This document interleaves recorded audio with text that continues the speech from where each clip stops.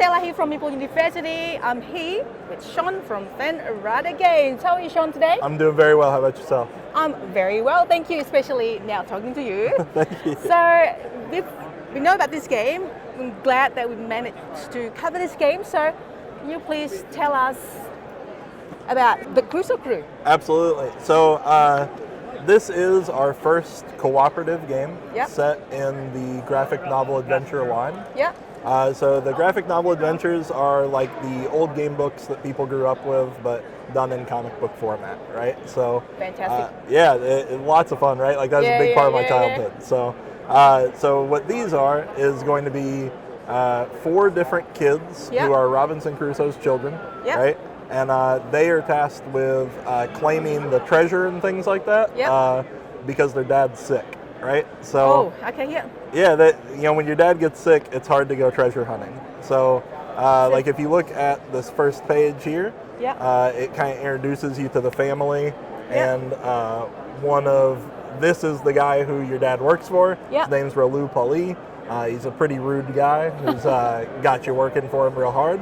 But so he's going to send you on this adventure, and then if you look at the map here, every one of these locations that has a number on it is going to be somewhere that you can go and explore. Right? So you may find a community of monkeys who can all talk to you. You may find a volcano. You never know. You never know. What adventure is. Yeah, absolutely. So it's a great time with that.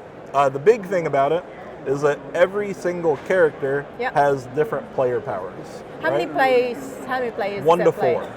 So it's totally possible to just grab one book and go through it yourself.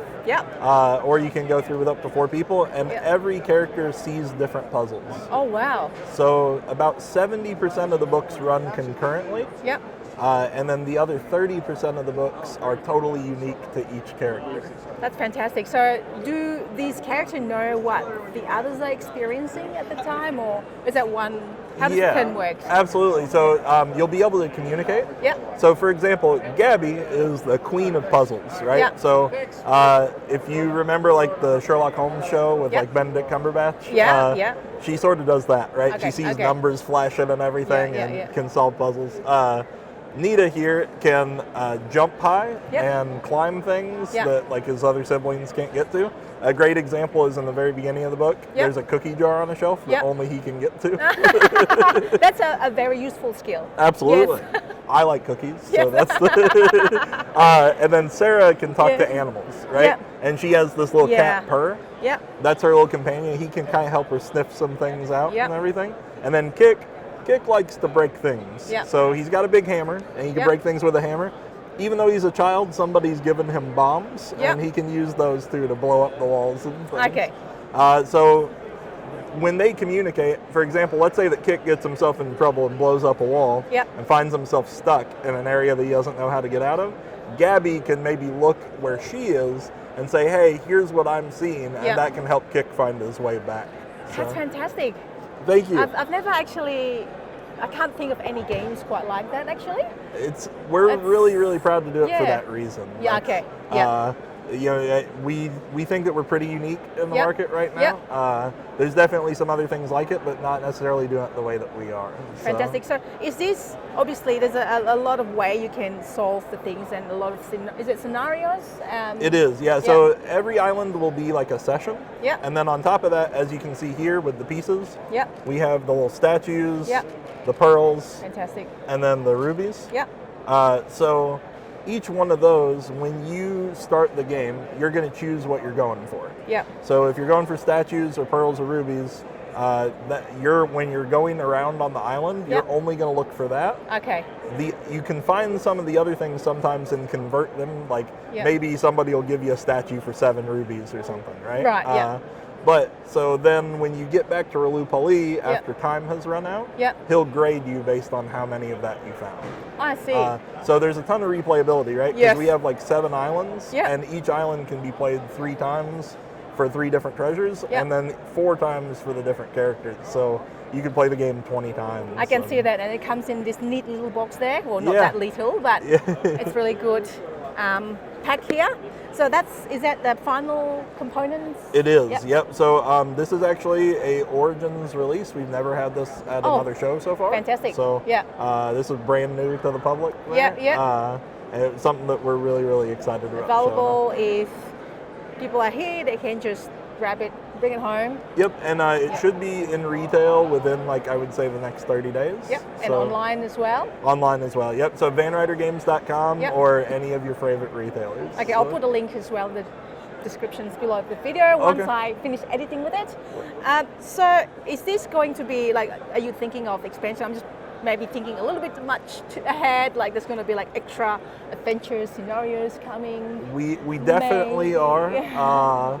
So I can tell you, I can't go too much into detail, but I can tell you there's absolutely another one of these in the works. Not with exactly the same theme, but it's a theme that we know from some of the other products that we've done that people love. So. Love it. So I know that I like this artwork. I know that, well, tell us a little bit about your other products as well. I know that you've got these comic adventure books and so on as well. Yeah. And host negotiations.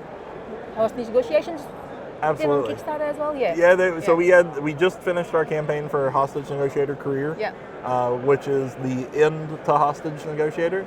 I don't know if people can see AJ kind of running around the background there, but he's actually the designer of Hostage Negotiator. It was fun when we were playing games together. We both live in Nashville. And I was like, hey man, I backed this Kickstarter project. I don't know if you saw it, but the guy who makes it lives in Nashville. He's like, what's that? It's like Hostage Negotiator. They were like, oh, that's my game. So, like, just back the game. Like, who's the designer, whoever, and then that's the designer. That's good. Yeah. You never know. It's just a little bit of foot and mouth there, but it's the right kind of foot and mouth. To the best of us, it comes with mouth, But so Hostage Negotiator Career takes what we did with Hostage Negotiator before that everybody's familiar with and adds a campaign story element to it. Nice, you'll be able to, it gets real serious. It's definitely like mature content, but maybe you've got a spouse who is upset that you've been working so much and are so stressed out about the hostage situations. And you've got to figure out how to deal with that. Maybe your car breaks down and you have to go through some of that. A couple of options there. Okay. That sounds really good. So that's the Kickstarter is finished. It is. So how can people get it if they are still interested? So we've got a couple of things for people to do with that. One thing about Hostage Negotiator Career is that it is not going to retail. I should say there's no plans currently to go into retail. It's what we call a VRG Select. So right now you can still go to our website or Kickstarter and late pledge for it. So we are still doing late pledges. Awesome. But it will, after that, it will only be available at conventions and directly through us. Right. So, Then we'll also put the link again, so you know where to get. That's good. Well, thank you so much for being with us today and sharing about your fantastic games and the other games that you have, the comic books, fantastic. I appreciate it. Thank you all so much. Thank you so much. Have a good day. You too. Thank you.